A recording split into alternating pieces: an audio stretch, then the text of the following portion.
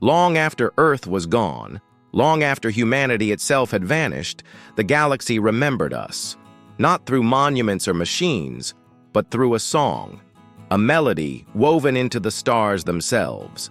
Empires rose and crumbled, alien civilizations forgot their own histories, yet one truth remained. The universe could not stop singing our story. But why? Why did the cosmos choose to remember us, when even we could not save ourselves?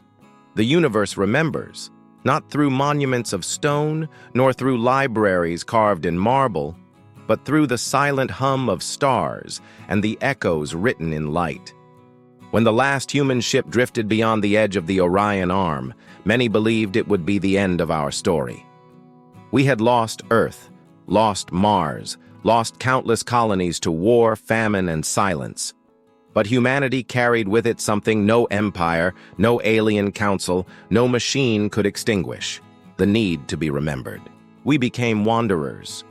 For centuries, our fleets moved between dying suns, leaving behind fragments of our culture encoded in pulsars, etched in gravitational waves, sung into the fabric of space itself.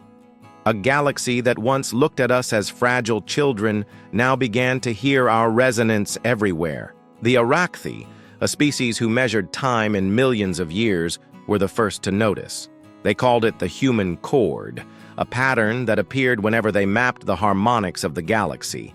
It was as though humanity had turned existence itself into a symphony, a frequency of memory that outlasted planets, wars, and even death. Some civilizations mocked it.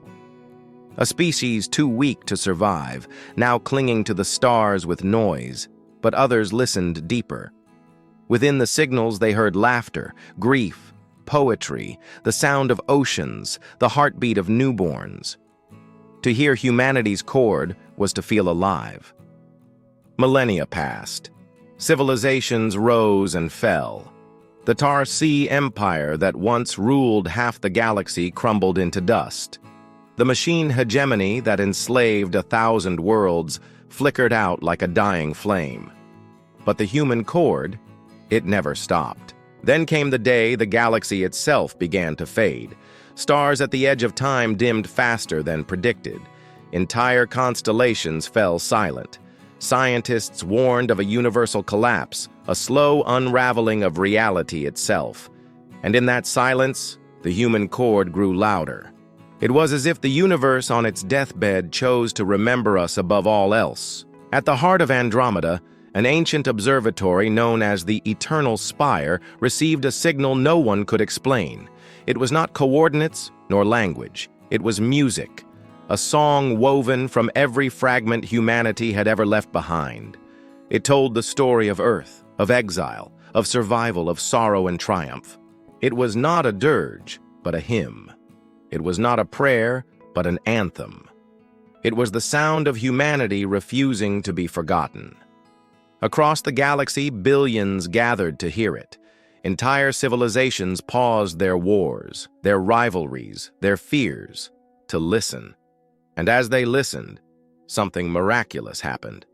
They began to sing with it. The Arakthy added their deep, resonant tones.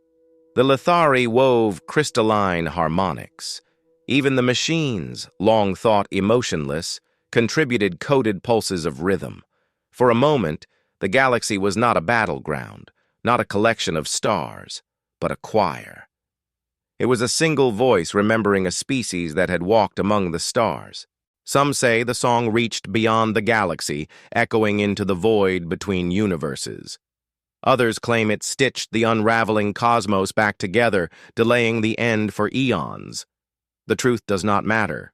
What matters is this: we proved fragile. We proved flawed.